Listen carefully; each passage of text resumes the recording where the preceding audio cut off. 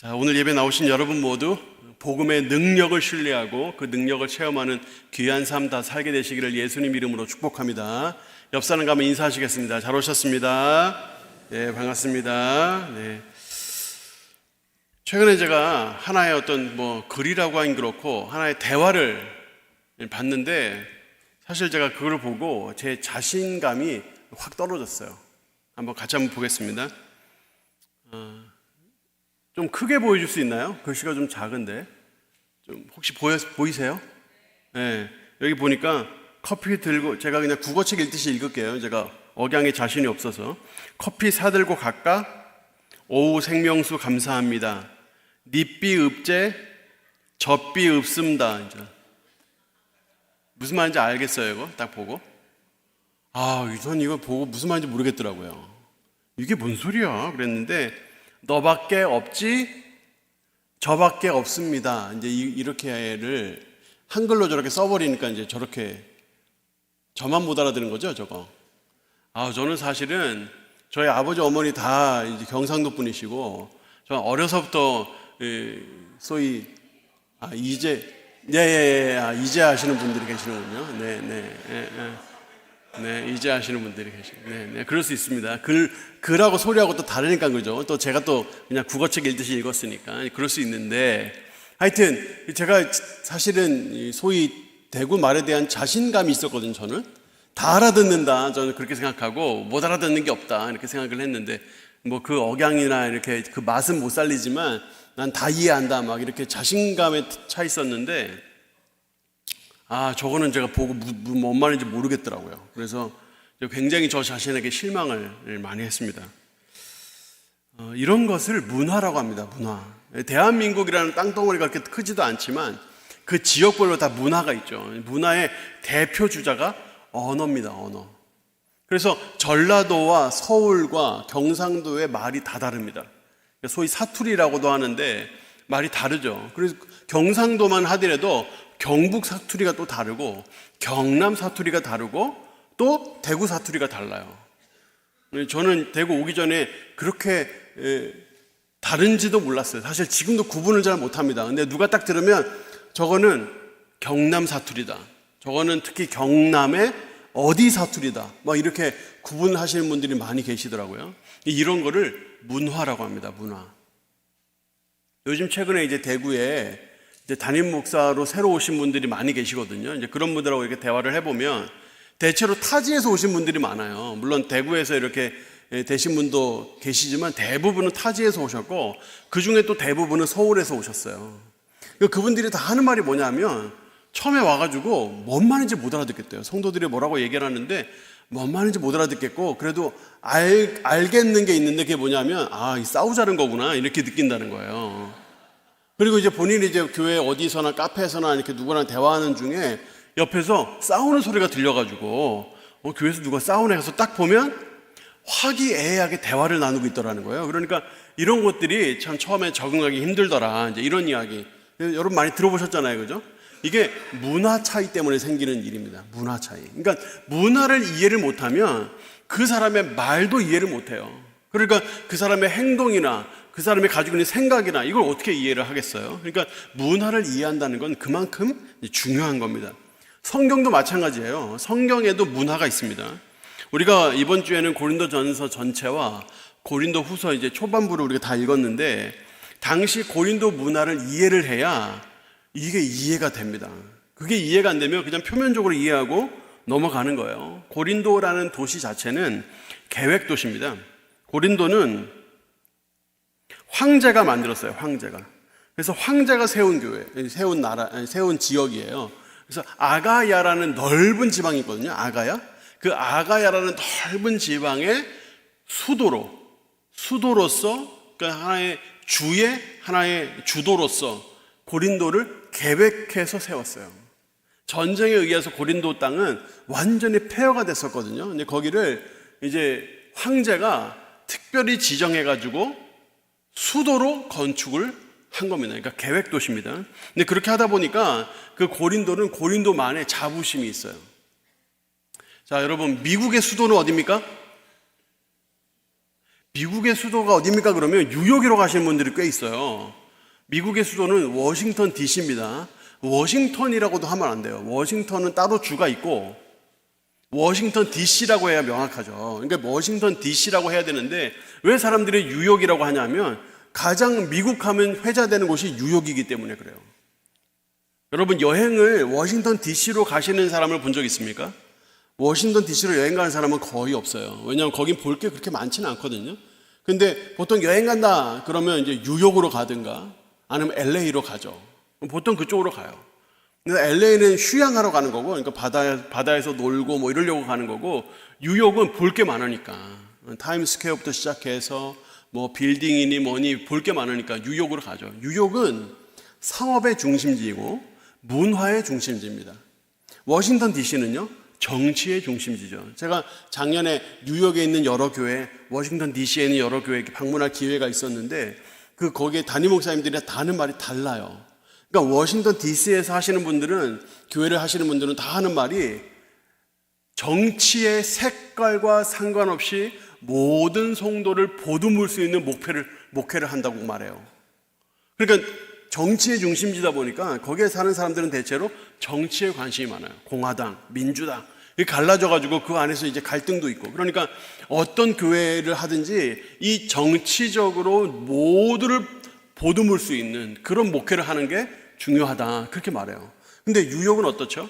뉴욕은 정치하고 크게 상관이 없어요. 뉴욕은 일단 성공하려고 뉴욕으로 많이 가고 또는 그곳에서는 빈부의 격차가 어마어마하게 크기 때문에 특별히 가난한 사람들을 위한 사역이라든가 아니면 성경적 성공, 하나님 앞에 어떻게 물질을 써야 되며 어떻게 살아야 되는가 이런 곳에 초점을 맞춰서 목회를 많이 합니다. 그러니까 이게 바로 문화의 차이예요. 문화의 차이. 고린도가 마찬가지인데 고린도와 함께 계속 이렇게 경쟁하듯이 회자되는 도시가 있거든요. 그거를 아테네입니다. 아테네. 성경은 아덴이라고 하죠. 이 아테네와 고린도는 서로 거의 경쟁하듯이. 근데 아테네는 당시 문화 도시였어요. 그러니까 문화로서는 고린도가 못 따라가요. 대신에 고린도는 정치적인 중심지예요. 그러니까 그 황제가 일부러 지정해서 계획도시로 세웠을 뿐만 아니라 그 아가야를 통치하는 총독이 고린도에 있었어요. 그러니까 고린도는 정치의 중심지예요. 동시에 고린도는 상업의 중심지예요. 중요한 육로, 중요한 해상로 다 고린도를 지나가거든요. 그러니까 이 고린도에는 상업이 발달했어요. 여기에 대한 자부심이 있어요. 근데 고린도 사람들이 또 하나, 사실은 정치도 중요하고 상업도 중요하지만 또 하나 아주 중요한 본인들만의 자부심이 있는데 그게 뭐냐면 지혜입니다. 지혜. 이때 당시에는 지혜가 굉장히 중요하던 시대예요.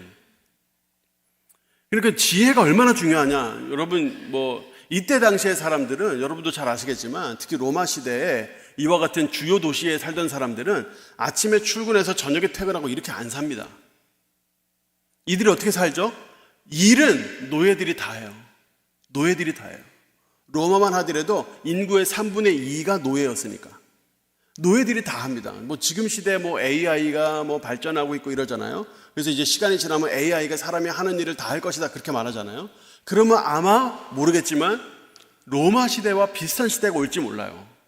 말하자면 이 로마인의 손발 역할을 다 하는, 지금으로 따지면 인공지능 로봇이 마치 노예예요.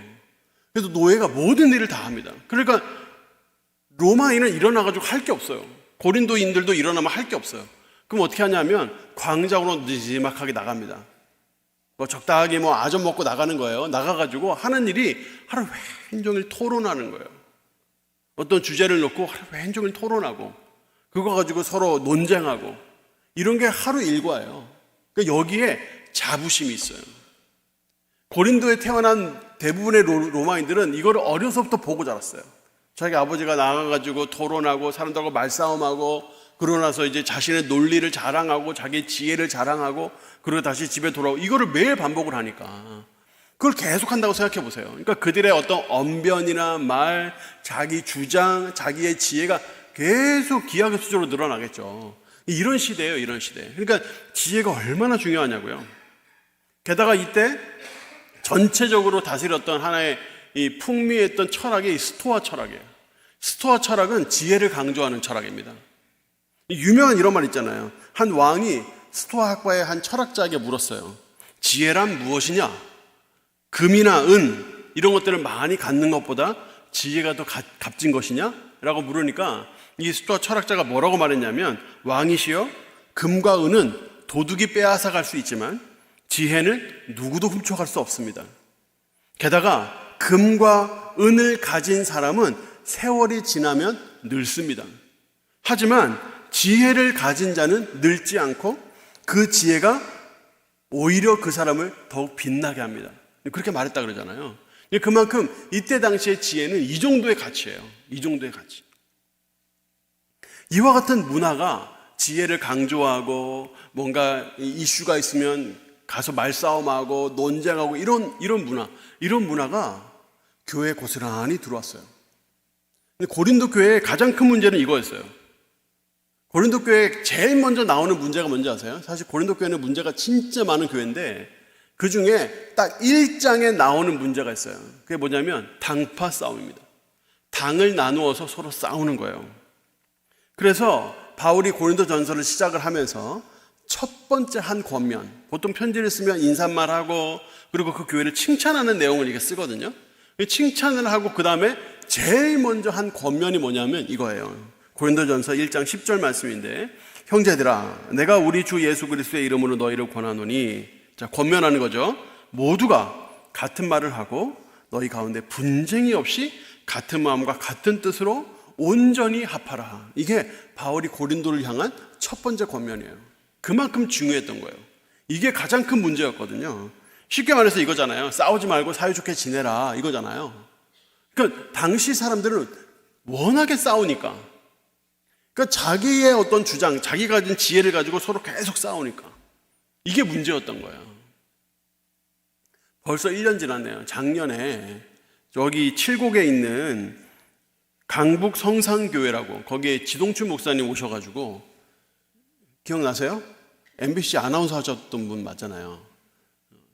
우리가 보기에는 꼭 KBS 아나운서 같은데 자기는 MBC라고 막 그렇게, 자기는 MBC라고 누누이 얘기하셨던 분인데, 하여튼 그분이 오셔가지고 금요기대 설교하시면서 이런 말을 하셨어요. 문제가 있으면 문제의 제자를 띄어내 버리라고. 문제는 문이다. 문제는 문제가 아니라 문이다, 문. 새로운 지경으로 나아가는 이 문제를 해결할 수 있다면 이 새로운 지경으로 가고 보다 더 발전하고 성숙할 수 있는 문이다, 문. 문제는 문이다. 문제는 문제 자체가 문제가 아니라 이 문제를 제대로 해결을 못하는 게 문제다. 그렇게 말했죠. 그게 딱 맞거든요, 진짜. 이 문제는 문이거든요. 근데 문제는 뭐냐면 이 문제를 해결을 못하는 거예요. 이 문제를 가지고 서로 의논하고 논의하면서 하나 되고 서로 이해하고 격려하고 이렇게 하면 이 문제가 오히려 교회를 더 튼튼하게 하고 하나 되게 만들고 성숙하게 하고 발전하게 하는 계기가 될 텐데, 고린도 교회는 어떠냐면 문제가 생기면, 이슈만 생기면 이거 갖고 막 치고받고 막 싸우니까. 그래서 고린도전서 1장 11절 12절에 보면 바울이 이렇게 지적을 해요. 내 형제들아, 근로의 지편으로 너희에 대한 말이 내게 들리니 곧 너희 가운데 분쟁이 있다는 것이라. 내가 이것을 말하거니와 너희가 각각 이르되 나는 바울에게, 나는 아볼로에게, 나는 게바에게, 나는 그리스도에게 속한 자라 한다는 것이니. 여러분, 한 교회가요 두 파로만 갈라져도 시끄럽습니다. 아무도 그 교회 안 다니고 싶어요.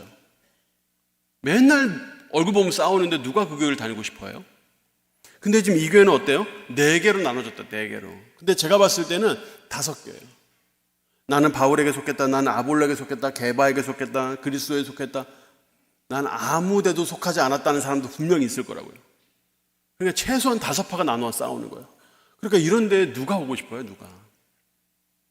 제가 이거를 지난번 금요기도 때 설명해 드린 적이 있는데, 간단하게만 설명드리면, 바울에게 속했다 하는 말은 사실은 바울이 고린도에서 1년 6개월을 가르쳤거든요. 1년 6개월. 그러니까 바울의 교리를 따르는 사람들이겠죠. 이들이 대체로 따르는 교리는 아마 바울의 이신칭이 믿어야 구원받는다 하는 아마 그것이었을 거예요.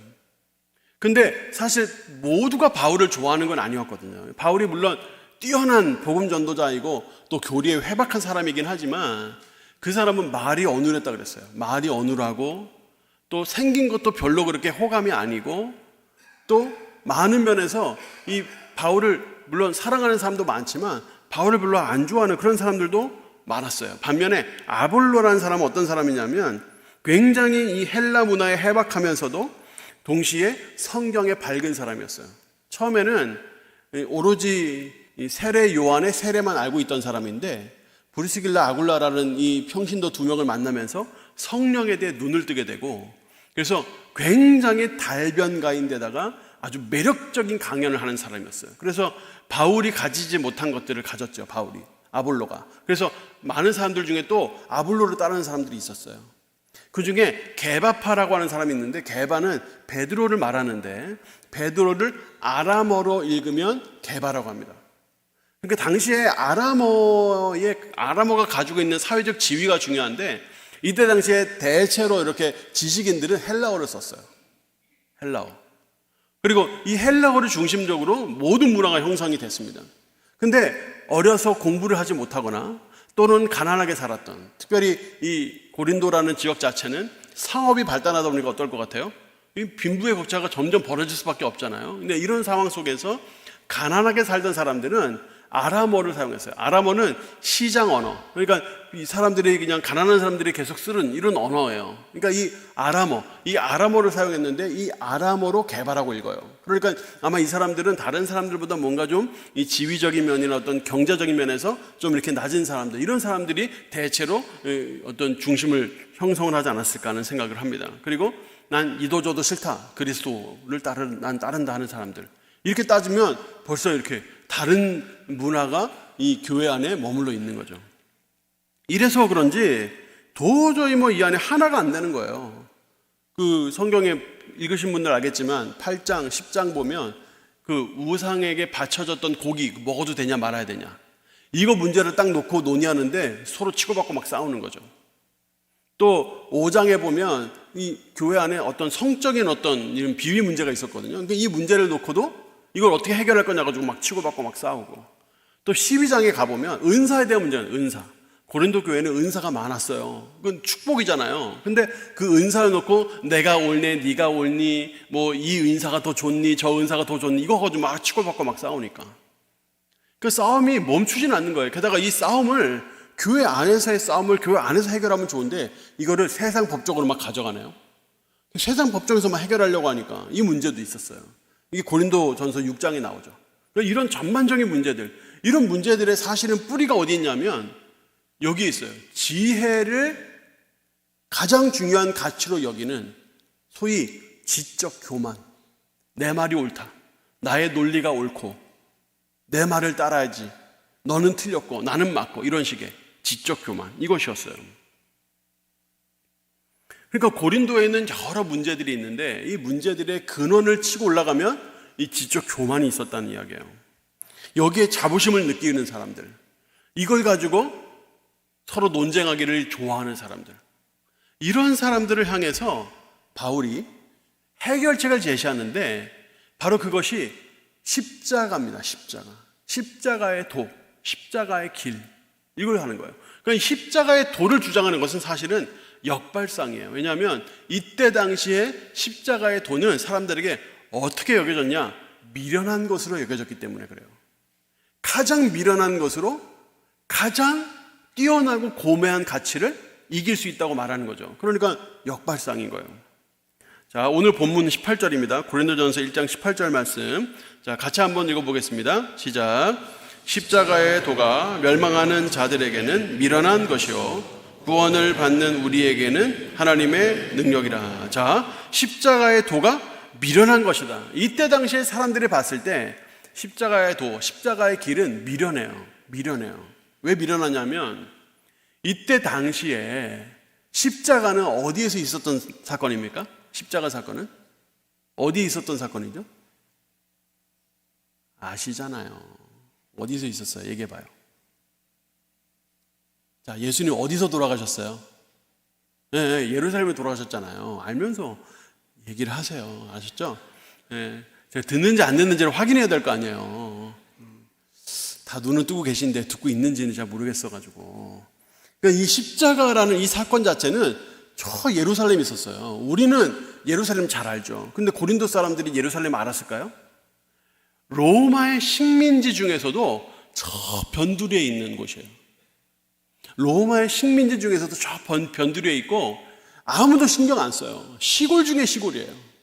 거기에서 나사렛 예수라는 볼품없는 사람이 태어나고 거기서 십자가에 달려 죽었다는데, 그게 로마 사람들이 봤을 때 얼마나 가치 있는 일이겠어요. 그게 하나도 가치가 없는 거예요. 그러니까 별것도 아닌 거예요. 아니 뭐 이름도 모를 어떤 사람이 십자가에 달려 죽고 뭐 소문에 의하면 부활했다는데 그게 뭐 이렇게 되는 거죠. 그러니까 그들이 봤을 때는 아니 뭐 그들이 거기서 성공을 이룬 것도 아니고 뭔가 어떤 위대한 일을 한 것도 아니고 그냥 죽었다는데, 그게 그들에게 봐서 얼마나 미련해 보이겠냔 말이에요. 이게 당시에 고린도 사람들이 생각하는 십자가예요. 근데 반면에 지혜는 어떻죠? 그들이 주장하는 지혜, 그들이 자부심을 갖는 지혜는 온 세계를 통치하게 된 가치예요.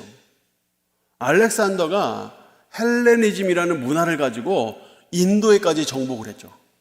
대제국을 이루었잖아요. 물론 그가 일찍 죽었고 그리고 그 나라가 사분 오열되긴 했습니다만, 그 이후에 로마가 야금야금 먹어 들어가면서 헬레니즘이라는 헬라 문화, 그리스 문화라는 기반을 위해 이 로마의 이 제국이 섰단 말이에요. 그러니까 이 지혜는 당시로서는 어마어마한 가치인 거예요. 이 지혜를 따르면 어떻게 되죠? 정복을 하고 이기며 부와 명예를 가져오고, 팍스 로마나 200년이 넘는 로마의 평화, 그런 놀라운 태평성대를 이끌어내는 가치, 그게 바로 지혜였단 말이에요. 지혜. 그러니까 이 지혜가 얼마나 위대하냐고요. 그러니까 이 지혜에 비해서 십자가의 도는 얼마나 미련해 보이겠어요. 그럼 그거 갖고 뭐 하라고. 그런데 바울이 이걸 들고 십자가의 도가 너희에게 미련해 보이지만 이게 능력이라고 말하는 거예요. 교회 안에 들어와 있는 지적 교만으로 인한 여러 가지 문제를 해결할 유일한 가치, 그게 뭐냐? 십자가의 도다.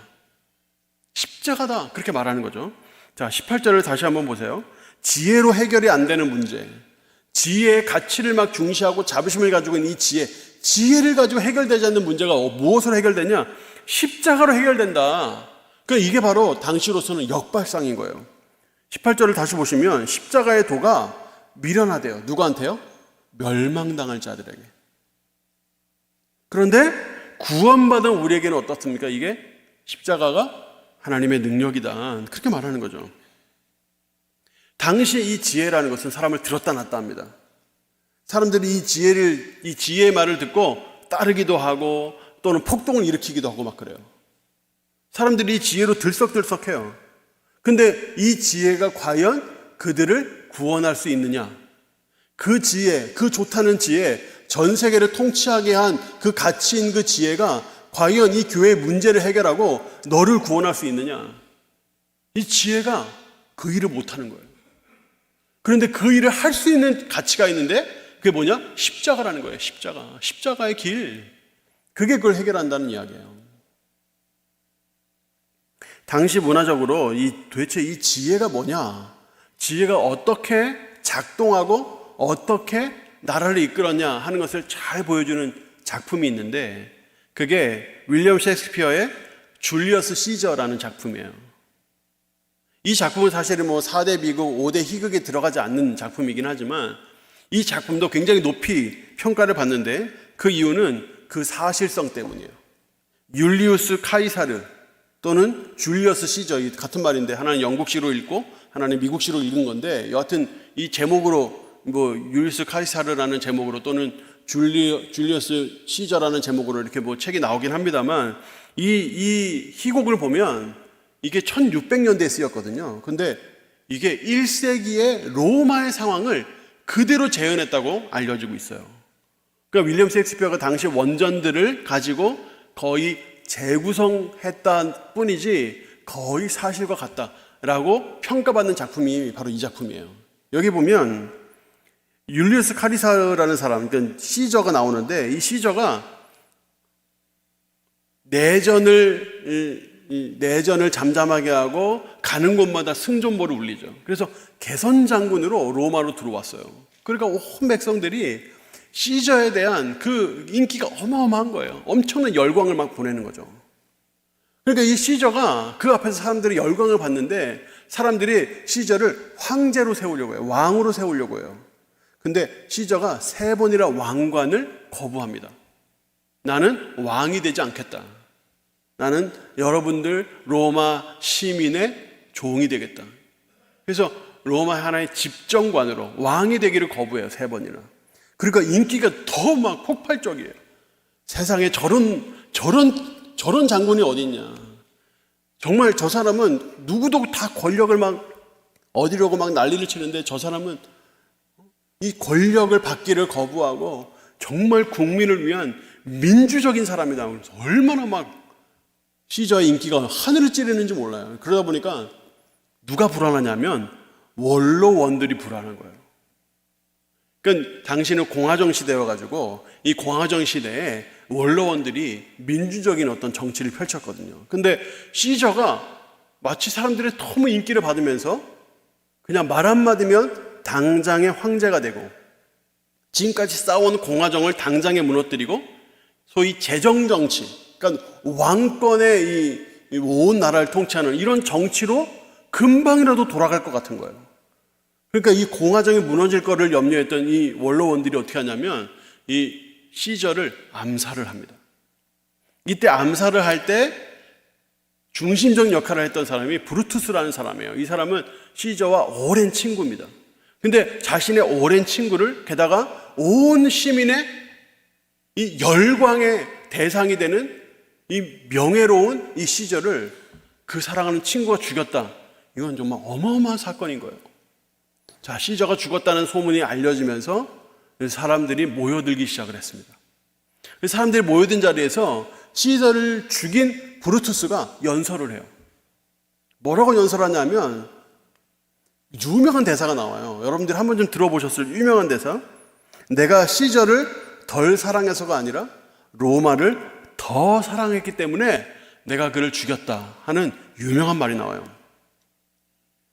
한번 자막을 띄워주실까요? 제가 자막을 넣어드렸는데 아닌가요? 아닌가요? 네, 아닐 수도 있죠. 네. 자, 내가 시저를 덜 사랑해서가 아니라 로마를 더 사랑했기 때문에 내가 그를 죽였다. 이제 그렇게 말해요. 근데 그렇게 이제 연설을 들은 백성들이 어땠을 것 같아요? 시민들이? 다들 시저가 몰랐는데 그가 탐욕이 가득한 야망가였구나. 우리는 그가 민주적인 집정관이라고 생각했는데 아니었구나. 그가 굉장히 야망을 가진 왕위를 노리고 황제가 되고자 하는 사람이었구나 하면서 시저를 막 비판을 막 해요. 근데 그 다음에 들어선 연설자가 있었는데 그 사람은 안토니라는 사람이에요. 안토니는 시저의 오랜 부하예요. 부관으로 오랫동안 같이 했어요. 그를 굉장히 존경하죠. 근데 그가 이제 연설에 들어서면서 브루투스를 치켜 세워요. 방금 연설한 브루투스. 시저가 야망가라고 비난했던 그 브루투스를 막 치켜 세워요.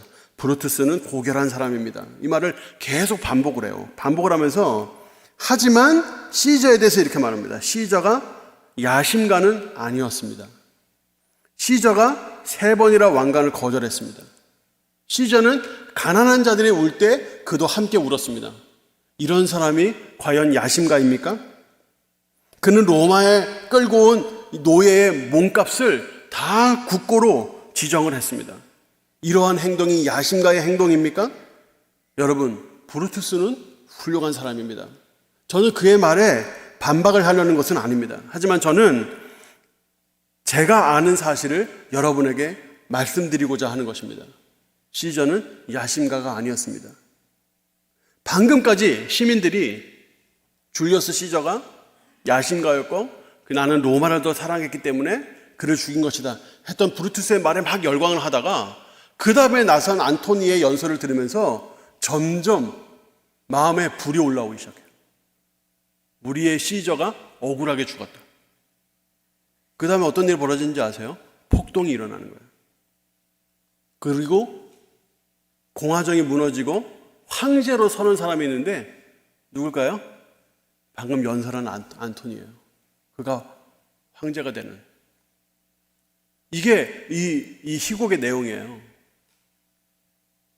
여러분, 이게 당시에 그들의 열광하고 따랐던 지혜입니다. 무엇이 사실인지는 안 중요해요. 줄리어스 시저가 야심가였는지 정말 그가 황제가 되고자 하고 광화정을 무너뜨리려고 해서 그를 어쩔 수 없이 암살한 것인지 아니면 그는 억울하게 죽었는지는 별로 안 중요해요.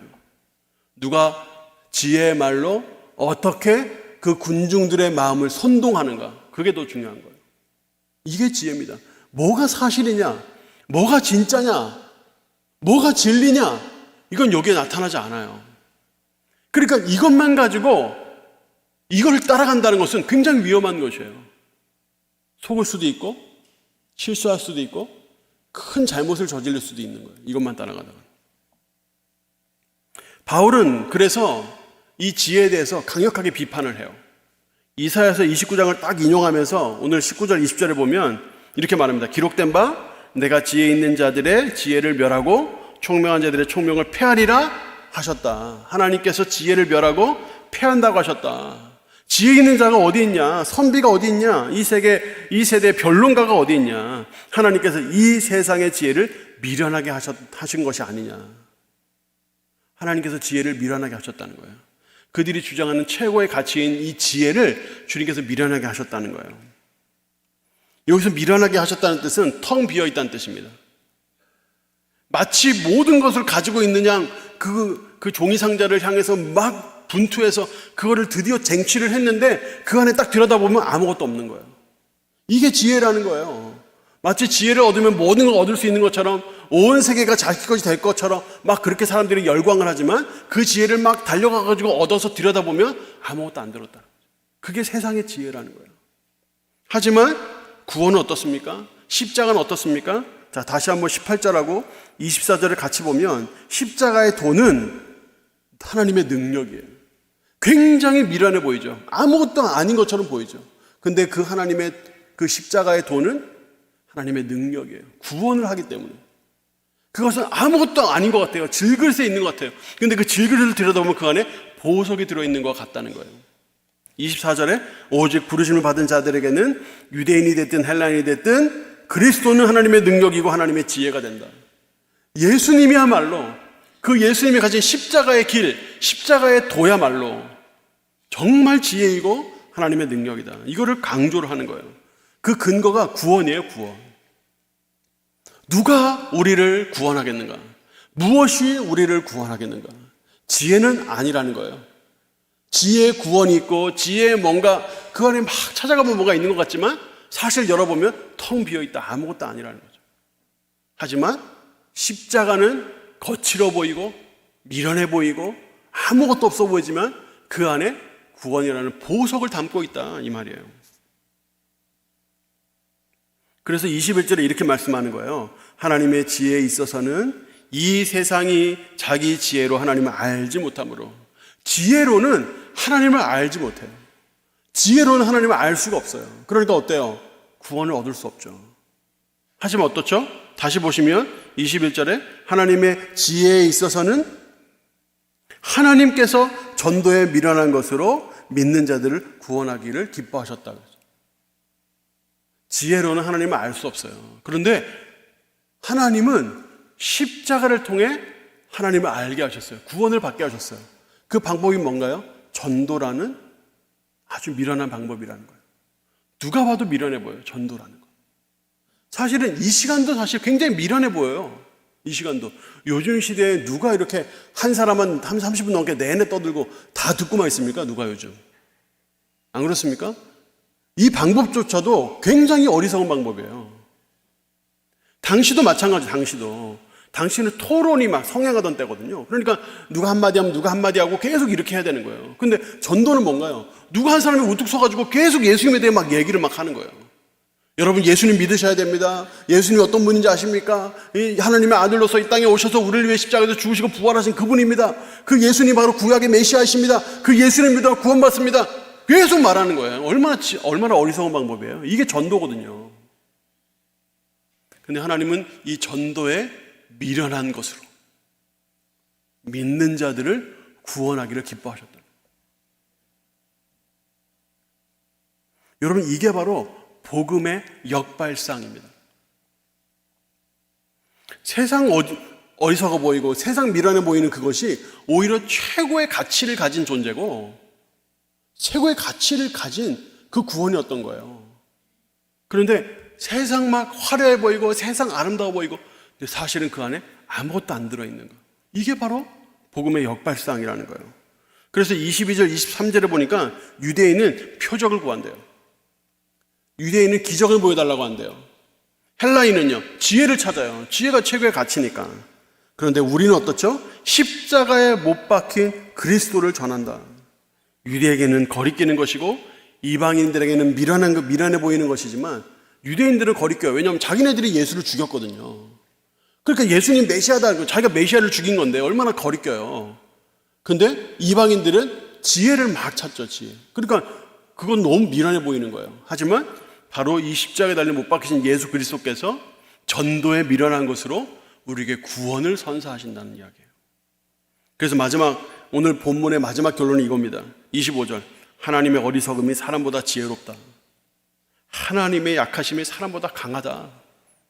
그러니까 하나님을 따르고 하나님을 바라보고 십자가를 따라가라, 그거죠. 여러분, 우리도 이런 바울이 가진 역발상을 좀 해야 돼요. 여러분들이 누군가에게 복음을 전하거나 특별히 이 추석 연휴에 우리가 가족들을 만나서 복음을 전할 때 이와 같은 역발상이 필요해요. 예를 들어서 어떤 이 가정은 차례도 지낼 수 있겠죠. 뭔가 이렇게 제사를 지내거나 그러면 멀뚱멀뚱 서 있는다고요. 남들 다 그 앞에 절하는데 저는 교회 다녀서 저는 절은 못합니다. 제가 식사 준비나 특별히 좀 식사 준비하실 때 도움 되시라고 제 정도 좀 드리고 할 수 있지만 제가 그 앞에 절은 못합니다. 멀뚱히 서 있으면 그거 얼마나 보기가 안 좋아요. 또 한마디씩 하신다고요. 또 점잖은 분들도 한마디씩 툭툭 던진다고요. 그러니까 점점 위축되는 거예요. 이 환란이 빨리 지나가게 해 주시옵소서 이러면서 그 안에 계속 이때 여러분 역발상이 있어요. 역발상. 여러분들이 거의 그렇게 꼬다는 보리자루처럼 서 있기 때문에 그 집이 소망이 있는 거예요. 저 교회 다녀서 절 안 한대. 도대체 교회에서 뭘 가르치길래 절을 안 해?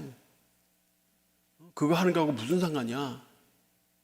그들에게 의문을 일으킨다고요. 질문을 불러일으킨다고요. 아무 생각 없이 그냥 와가지고 절하고 제사 음식 먹다가 집에 가고 이런 그냥 아주 무미건조한 그런 상황 속에서 그들에게 나의 어떤 작은 행동을 통해 질문을 던진다. 여러분들이 여러분의 이 가족들에게, 안 믿는 가족들에게 복음의 한 말씀, 구원의 한 말씀, 이 한마디가 그들의 삶에 질문을 불러일으켜요.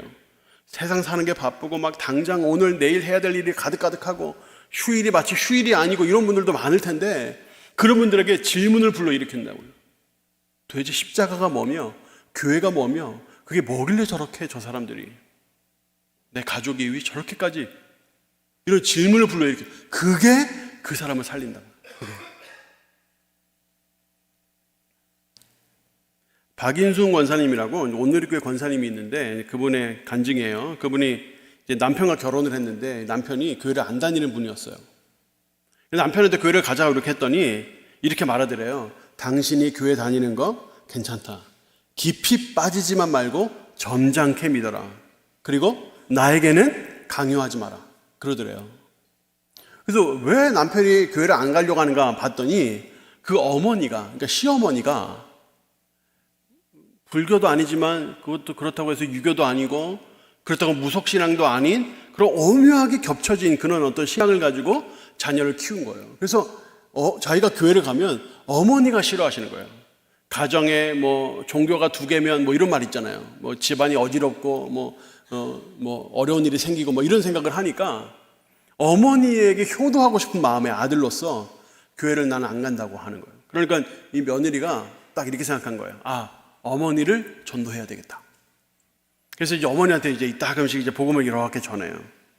그랬더니 그 어머니가 하는 말이 이거예요. 나는 살 만큼 살아도 괜찮지만 종교를 바꾸면 집안에 우환이 생기고 자식들이 잘못된다고 하니 난 그게 걱정이다. 그러니까 이 어머니는 무슨 생각이냐면 하여튼 처음부터 끝까지 다 자손들 생각이에요. 아들들, 자녀들 생각. 근데 그 어머니의 삶을 봤더니 어떠냐면 큰아들은 그분 나이가 88세셨는데 큰아들이 파킨슨 병으로 세상을 떠났고 둘째 아들 내에 며느리는 세상을 떠났어요. 그 집안에 우환이 없는 게 아니에요. 우환이 계속 있어 왔어요. 그러니까 더 겁이 나고 더 위축되어 있는. 그래서 이 며느리가 용기 있게 이렇게 말했대요. 어머니가 그렇게 자식을 위해서 종교도 안 바꾸시고 계신데도 왜 집안에 우환이 계속 있을까요? 그리고 그 어머니가 신주단지로 이렇게 모시고 있는 게, 그래서 막 옛날에 신주단지 이런 거 많았잖아요.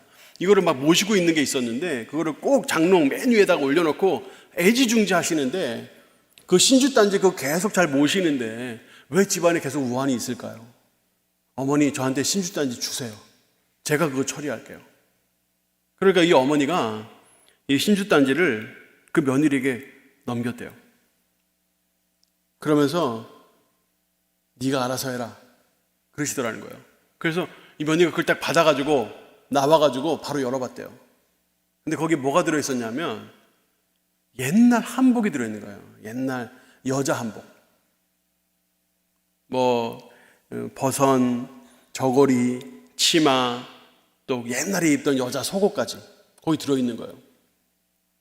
알고 보니까 그게 뭐냐면 전부인 옷인 거예요. 전부인. 그러니까 이 시어머니가 처음에 시집 올 때 19살에 처녀로 시집을 왔는데 시집 와서 결혼한 남자가 재혼이었던 거예요. 그러니까 전부인이 일찍 돌아가신 거죠. 전부인의 옷이에요. 전부인이 일찍 죽고 그 다음에 새로 처녀로 시집을 왔는데 이 새로 시집 온 19살 처녀의 입장에서 혹시라도 이 죽은 전부인이 우리 자녀들 해코지 하면 어떻게 하나 이런 고민에 이거를 평생 모셔왔던 거예요. 이거를 딱 받아들고 이 시어머니, 이 며느리가 바깥에 있는 화장실로 갔대요. 그래서 그거를 가져다가 이렇게 외쳤대요. 내 안에 계신 이가 세상에 어떤 자보다 더 크다. 이렇게 외치고 그거를 바로 불태웠다는 거예요. 그러니까 그때 이 옛날에는 신주단지 없애면 난리 난다는 이야기 있었어요. 실제로 이제 어떤 집은 신주단지 없애려고 했다가 그때마다 집에 우환이 닥치고 어려움이 닥쳐가지고 결국엔 못 없애가지고 막 4개씩 막 지고 사시는 분도 계셨어요, 예전에. 되게 용기 있는 일이에요, 이 일이. 근데 이거를 이제 불태우고 나니까 어머니가 그러시더래요. 이제 어쩔 수 없이 너 따라 예수를 믿어야 되겠구나. 그러시더래요. 그것도 뭐 때문이겠어요? 자녀들 위해서죠. 자녀들에게 우환이 혹시 닥칠까봐 처음에는 그런 생각으로 시작을 하는 거죠. 그러면서 그가 열심히 예수님 믿으셨는데 자기는 늦게 믿었기 때문에 더 열심히 믿어야 된다고 매일 밤마다 사도신경 외우고 주기도문 외우고 그리고 예수님 이 늙은 것 좀 봐주이소 계속 기도하면서 그렇게 신앙생활 열심히 하셨대요. 이때 나이가 88세인데 100세까지 사셨고 건강하게 사셨다 그래요. 나는 잘한 것도 없지만 예수님을 믿기 때문에 내일 죽어도 난 천국 간다. 이 말을 100세 생일 때 하셨대요, 이 어머니가. 그리고 이제 얼마 시간이 지나가지고 이렇게 돌아가셨는데 그 묘비에다가 이렇게 썼대요. 100세까지 모세처럼 눈이 흐리지 않고 기력이 쇠하지 아니하였도다. 이렇게 적었대요. 그러니까 마지막 돌아가실 때까지 아주 건강하게 아픈 데도 없는데 몸져 누우시면서 집에서 돌아가셨다고 그러더라고요. 돌아가실 때까지도 아주 건강하게 돌아가셨다.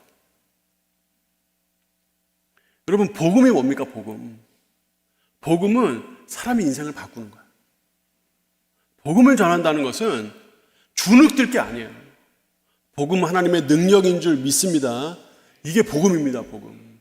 여러분의 삶을 바꾼 그 복음이 여러분의 가정을 바꾸고 여러분의 주변을 바꿀 수 있어요. 그러니까 이 복음을 우리는 이런 믿는 마음으로 역발상을 가지고 전해야 돼요. 복음이 진짜 지혜고 복음이 어떤 표적보다 더 큰 표적을 일으킨다. 이게 바로 하나님의 복음이고 이게 바로 십자가다 하는 것. 그래서 십자가에 못 박히신 예수님을 전한다는 것은 바로 이와 같은 하나님의 능력을 전하는 것임을 믿고 주의 복음을 널리 전하는 추석 되시기를 예수님 이름으로 축복합니다. 자, 전도는 미련해 보여요. 그런데 구원하는 능력이에요. 십자가는 세상을 이기는 하나님의 지혜입니다. 복음을 여러분들이 누리시고 복음을 전하는 추석 되시고 또 이 복음의 이 역발상, 이 바울의 이 강력한 자신감이 여러분의 것이 다 되시기를 예수님 이름으로 축복합니다.